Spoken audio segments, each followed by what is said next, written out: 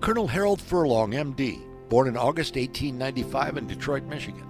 In 1917, he was commissioned as a second lieutenant and sent to Kansas, where he was assigned to Company M, 353rd Infantry Regiment. The 353rd became part of the 89th Infantry Division and was sent to France during World War I. Harold had been promoted to first lieutenant before his company went into battle in late October of 1918. What he did in battle was absolutely amazing. His captain fell during battle and he assumed command. He assigned one of his grenadiers to take his satchel or grenades and crawl up towards the enemy trench as close as possible and try to silence the enemy machine guns. He didn't score a direct hit on those machine guns, but it did cause the guys that were manning those to jump down in the trench.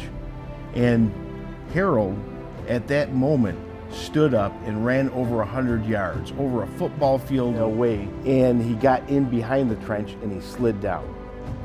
Then the Germans crawled back up into their machine gun nest and they were firing at his men. They didn't notice him behind them. They thought all the Americans were in front of them. And Harold stood up and walked towards the edge of the trench, the backside of the trench. He eliminated those machine gun positions and he saved all of his men.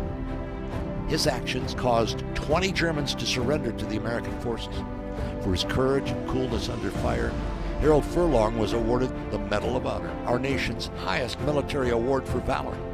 He returned home after the war and joined the Michigan National Guard. Harold again served in World War II as a medical officer, both here in the United States and in Europe. During his medical career, Harold delivered over 1,000 babies in the Pontiac area alone.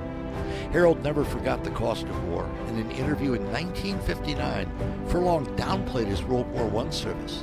Personally, he said, "I'm just happy to be a doctor and would just as soon not be written up in the newspaper as a war hero."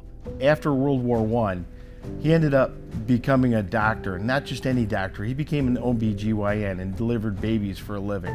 And when he donated his things to the museum, he said, "I want to make sure you tell my story. And when you tell my story, I want to make sure you let people know that I want to be remembered for bringing life into the world and not taking it out."